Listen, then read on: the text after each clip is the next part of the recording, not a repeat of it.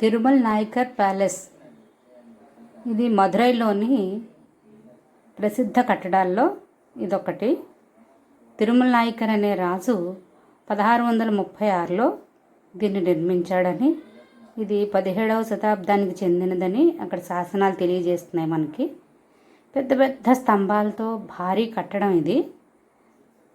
భారీగా నిర్మించారు. దీని చెక్కుడు కానీ, దానికి వేసిన కలర్స్ కానీ, లోపల పైన ఎంత అందంగా ఉన్నాయో ఒక్కసారి చూడండి. చాలా అందంగా ఉంటుంది ప్యాలెస్. తిరుమల నాయకర్ మహల్ అన్న ప్యాలెస్ అన్న ఇదే. ఇది మదురైలోని అమ్మవారి గుడికి, మీనాక్షి అమ్మవారి గుడికి 2 కిలోమీటర్ల దూరంలో ఉంటుంది. అలాగే రైల్వే స్టేషన్కి కూడా 2 కిలోమీటర్ల దూరంలోనే ఉంటుంది. వీళ్ళున్నవాళ్ళు మదురై వెళ్ళినప్పుడు ఒక్కసారి దర్శించండి. ఆ పైన చెక్కుడు, ఆ రంగులు ఎంత అందంగా తీర్చిదిద్దారో చూడండి ఒకసారి. చాలా అద్భుతమైన కట్టడం.